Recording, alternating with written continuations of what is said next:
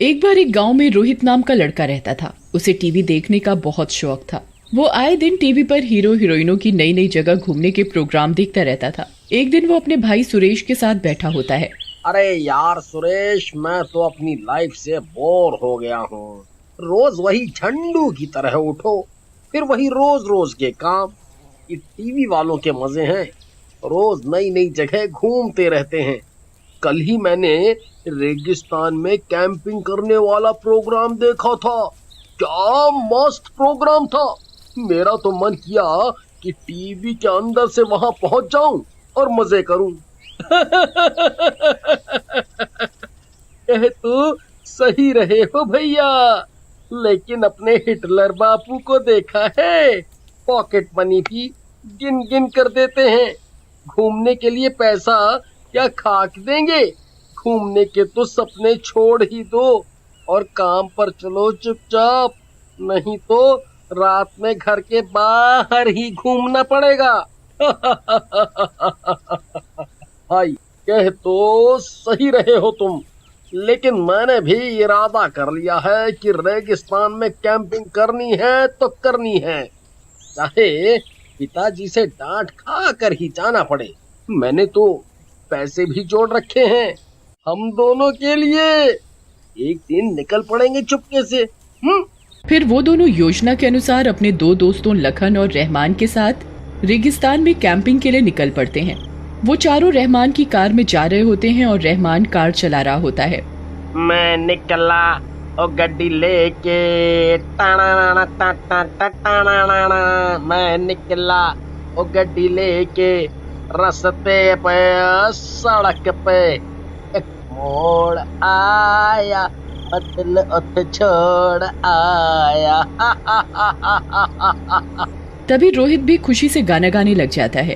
पापा कहते थे बड़ा नाम करेगा, बेटा हमारा ऐसा काम करेगा, लेकिन हमारी मंजिल है रेगिस्तान में। इस तरह वो गाना गाते और हंसी खुशी रेगिस्तान में पहुंच जाते हैं। रेगिस्तान देखकर चारों दंग रह जाते हैं। वाह मेरे हुकुम के इक्के, क्या मस्त जगह लाया है। मजा ही आ गया। तेरे को तो मैं गधा समझता था, लेकिन तू तो बहुत होशियार निकला। मजा आ गया। ऐसा कहकर वो चारों हंसते हुए एक टेंट बना लेते हैं और आग जला लेते हैं। थोड़ी देर बाद वो लोग खाना खाकर सोने के लिए टेंट के अंदर जाते हैं।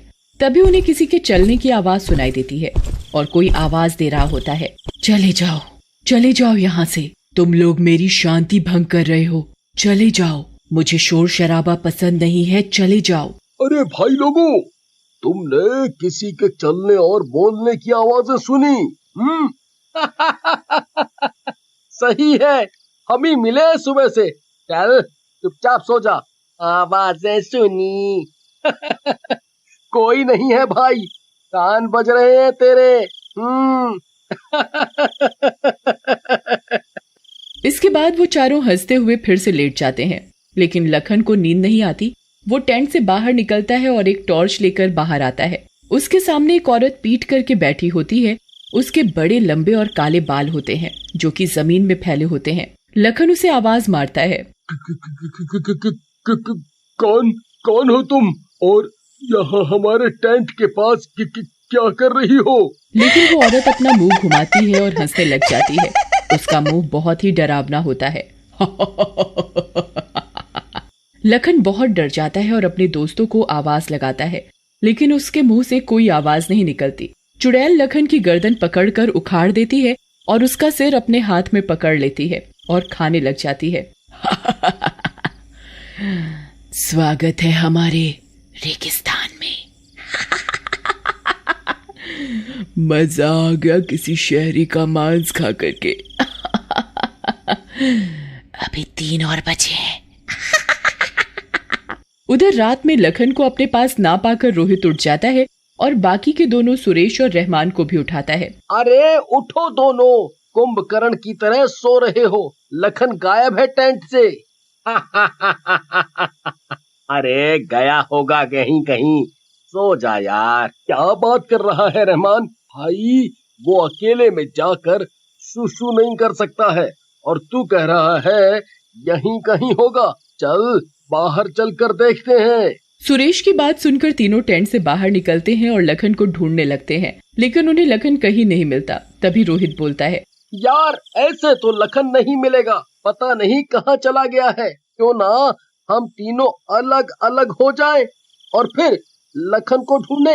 ऐसा करने से वो जल्दी मिल जाएगा। चुड़ैल ऊपर उड़कर उनकी बातें सुन रही होती है। अलग होना चाहते हो? जाओ, वैसे भी तुम सब बहुत जल्दी अलग ही होने वाले हो। फिर वो तीनों दोस्त अलग हो जाते हैं और लखन को ढूंढने लगते हैं। ये नास मिटा लखन मिल जाए, मैं इसकी टांगे तोड़ दूंगा। इतना घुमा रहा है रात में, हद हो गई। तभी उसके सामने चुड़ैल आ जाती है। उसके हाथों में लखन की टांगे होती हैं, जिसे देखकर रहमान घबरा जाता है। कौन हो तुम? मैं तेरे इन सवालों का जवाब देना पसंद नहीं करती। अभी तो मुझे अपनी भूख की चिंता है। ऐसा कहकर चुड़ैल रहमान को भी मार देती है और उसका सिर खा जाती है। उधर रोहित और सुरेश लखन को काफी ढूंढते हैं और ना मिलने पर दोनों वापस टेंट के पास आ जाते हैं। भाई तुझे मिला क्या लखन? अरे कमबख्त, क्या बेवकूफों जैसी बातें कर रहा है यार। मिला होता तो लेके ना आता साथ में। पहले तो एक खो गया था, अब दो को ढूंढो। ये रहमान भी गायब है। मुझे तो लगता है हो ना हो ये दोनों मिलकर हमें बेवकूफ बना रहे हैं। तू भी ना, लगता है तू ज्यादा ही परेशान हो गया। चल ना, चिल मारते हैं, अपने आप ही आ जाएंगे जहाँ कहीं भी होंगे। उसके बाद दोनों टेंट के अंदर जाते हैं, लेकिन जैसे ही वो दोनों टेंट के अंदर घुसते हैं, वहाँ चुड़ैल बैठी होती है। आओ मेरे दोनों प्यारों। मैं कब से तुम्हारा इंतजार कर रही हूँ। तुम्हारे दोनों साथियों का मांस खा करके तो मजा आ गया।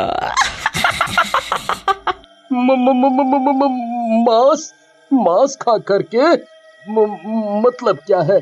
क्या किया तुमने हमारे दोस्तों के साथ? और कौन हो तुम? मैं इस रेगिस्तान की रानी हूँ। तुम लोगों ने यहाँ आकर मेरी शांति भंग की है। अब तो तुम मर के ही इस रेगिस्तान से बाहर जा पाओगे। रोहित और सुरेश टेंट से निकलकर भागने लगते हैं। भाग ले भाई, जान बचाकर, वरना ये चुड़ैल तो इस रेगिस्तान में ही अपनी समाधि बना देगी। भागो रे भागो, अपनी जान बचाकर भागो। सही कह रहे हो भैया, ये चुड़ैल तो हमारे पीछे आ गई।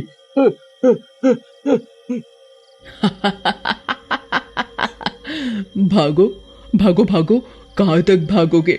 ये मेरा इलाका है और मेरे इलाके में से कोई आज तक जिंदा नहीं गया है। रोहित और सुरेश को तभी एक झोपड़ी दिखती है। वहाँ एक बूढ़ी औरत भी होती है। वो दोनों उसके पास भागते हुए पहुंच जाते हैं। बचाओ बचाओ, अम्मा अम्मा अम्मा बचाओ, हमें बचाओ अम्मा, हमारी जान खतरे में है। क्या हुआ बच्चों, इतनी रात को कहाँ भाग रहे हो? अम्मा, वो रेगिस्तान वाली चुड़ैल हमारे पीछे पड़ गई है। वो हमारे दो दोस्तों को भी मार कर खा गई है। अब वो हमें भी मार डालेगी। हमें बचाओ, हमें बचाओ। तभी वो चुड़ैल वहाँ आ जाती है। सुरेश और रोहित झोपड़ी के अंदर चले जाते हैं। बुढ़िया, तू रोकेगी मुझे? चल, इन दोनों को मेरे हवाले कर दे। तू चली जा यहाँ से, नहीं तो मैं तुझे भस्म कर दूंगी। याद है ना, जैसे तेरी दूसरी सहेलियों को कैसे भस्म किया था? बुढ़िया के ऐसे कहते ही वो चुड़ैल वहाँ से गायब हो जाती है। यार, है तो ये बुढ़िया, लेकिन क्या पावर है। चुड़ैल को एक बार में ही भगा दिया। तभी वहाँ बुढ़िया आ जाती है और उन दोनों को आराम करने के लिए कहकर वापस बाहर चली जाती है। सुरेश और रोहित भी वहाँ लेट जाते हैं, लेकिन थोड़ी देर बाद उन्हें किसी के बात करने की आवाजें आती हैं और वो दोनों बाहर झांकते हैं। चुड़ैल बुढ़िया से डर रही होती है। तेरे से एक काम भी नहीं होता ठीक से, पता है ना इस घर के आगे से हमारी शक्ति नहीं है, जो भी हमारा घर पार कर लेगा उसका हम कुछ भी नहीं बिगाड़ पाएंगे। आज मैं ना होती तो ये दोनों शिकार हाथ से निकल जाते। भाई अब तो हम बुरी तरह फंस चुके हैं, ये चुड़ैलें हमें जिंदा नहीं छोड़ेगी, अब हम क्या करें? भाई मैं तो कहता हूँ बाहर चलते हैं और कोशिश करते हैं, मरना तो है ही। ऐसा कहकर सुरेश और रोहित बाहर आ जाते हैं। बुढ़िया उन्हें देखकर हंसने लगती है। तो तुम दोनों को हमारी असलियत का पता चल गया। चलो अच्छा है, चैन की मौत मरोगे। सुरेश और रोहित उन दोनों को बातों में लगाकर उनके घर की बाउंड्री के बाहर जा रहे होते हैं कि तभी चुड़ैल को भनक लग जाती है और वो सुरेश की तरफ लपकती है। लेकिन तभी सुरेश रोहित को जोर से धक्का देता है। रोहित खतरे की सीमा से बाहर दूर जाकर गिरता है। चुड़ैलो,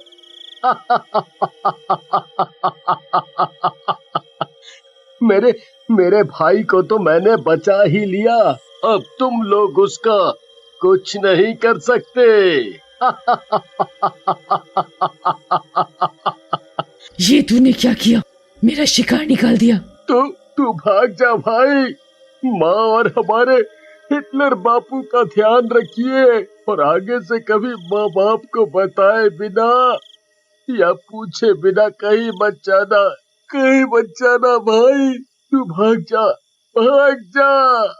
और फिर चुड़ैल सुरेश को मार देती है और रोहित रोता हुआ अपने घर चला जाता है और माँ पिताजी से माफी मांगता है।